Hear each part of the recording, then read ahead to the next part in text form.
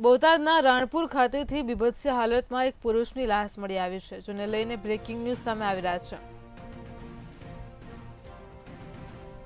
તો અંદાજે 60 વર્ષીય અજાણ્યા પુરુષની લાશ મળી આવી છે. બોટાદમાં શહેરના નદી પાસે આવેલ કંસારાના ટીંબા પાસેથી લાશ મળી આવી છે. તો માનસંગ મેટાલિયા નામના વ્યક્તિની લાશ મળી છે. રાણપુર પોલીસ સ્થળે પહોંચીને વધુ તપાસ હાથ ધરી છે.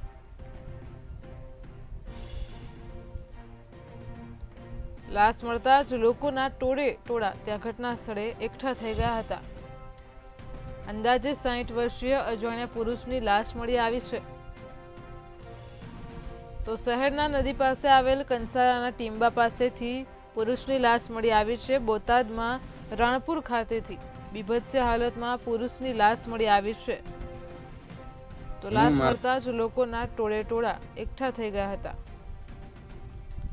માનસંગ મેટાલિયા નામના વ્યક્તિની લાશ મળી આવી છે.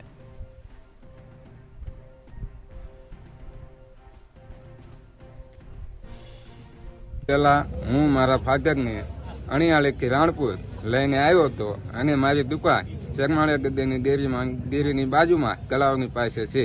ત્યાં મેં એમને ઉતાર્યા.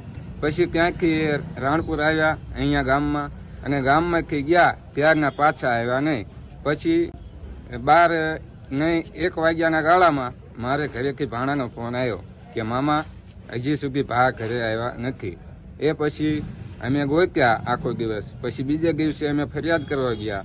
3 દિવસથી ફરિયાદ કરી પણ કોઈ સાહેબે જવાબ દીધો નહીં, અને કોઈ જાતની એમને તહેકીકાત કરી નથી. અને આખરે આ 4 દિવસ પછી લાશ મળી છે અમને.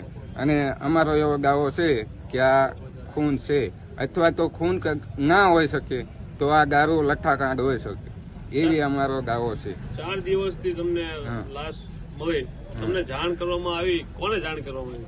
જાણ કરવામાં મને મારો મિત્ર છે કૈલાસભાઈ, એનો મને ફોન આવ્યો કે ભાઈ તું સરકારી દવાખાનામાં જા. એટલે હું અહીંયા આવ્યો, અને એ પછી મેં લાશની તહેકીકાત કરી તો મને માલુમ થઈ ગયું કે મારા ફાધર જ છે.